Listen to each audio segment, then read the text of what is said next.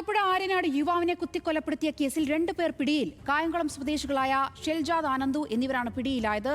Quotation ലഹരി സംഘങ്ങളുമായി ബന്ധമുള്ളവരാണ് പ്രതികൾ. ആര്യനാട് സ്വദേശി അഖിൽ എന്ന 24-കാരനാണ് കൊല്ലപ്പെട്ടത്.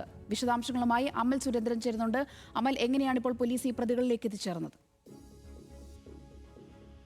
സോന, ഏതായാലും കഴിഞ്ഞ ആഴ്ചയാണ് ഇത്തരത്തിലുള്ള ഒരു കൊലപാതകം ആലപ്പുഴ ആര്യാട് വെച്ച് നടക്കുന്നത്. 24 വയസ്സ് മാത്രം പ്രായമുണ്ടായിരുന്ന അഖിൽ എന്ന യുവാവിനെയാണ് 2 പ്രതികൾ, ഈ കേസുമായി ബന്ധപ്പെട്ട 2 പ്രതികൾ ഓട്ടോറിക്ഷയിൽ ഈ അഖിൽ താമസിച്ചിരുന്ന വീട്ടിലെത്തുകയും അദ്ദേഹത്തെ ഫോണിൽ വിളിച്ച് പുറത്തിറക്കുകയും കുത്തിക്കൊല്ലുകയുമായിരുന്നു.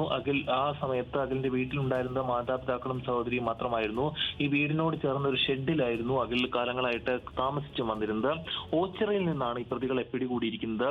2ാം പ്രതി അനന്തുവിന്റെ വീടിന് സമീപത്തായിരുന്നു പ്രതികൾ ഒളിവിൽ താമസിച്ചിരുന്നത്. ഇതിനെക്കുറിച്ച് കിട്ടിയ രഹസ്യ വിവരത്തെ തുടർന്നാണ് പോലീസിന്റെ നടപടി ഉണ്ടായത്. ആലപ്പുഴയിൽ നിന്നും പ്രതികൾ കായംകുളത്തെത്തി പിന്നീട് ട്രെയിൻ കയറിയതുമായി ബന്ധപ്പെട്ട അന്വേഷണമാണ് പ്രതികളിലേക്ക് എത്തിയത്. ഈ ഓട്ടോറിക്ഷയിൽ വന്നാണ് കൊലപാതകം നടത്തിയതെന്ന് നമ്മൾ പറഞ്ഞു. ഇതേ ഓട്ടോറിക്ഷ ഡ്രൈവർ തന്നെ ഈ പ്രതികൾ ഇത്തരത്തിലുള്ള ഒരു കൃത്യം ചെയ്യുന്നത് കണ്ട് തിരിച്ചിവരെ കൊണ്ടുപോകാൻ വിസമ്മതിച്ചപ്പോൾ കത്തി കാണിച്ച് ഭീഷണിപ്പെടുത്തിയാണ്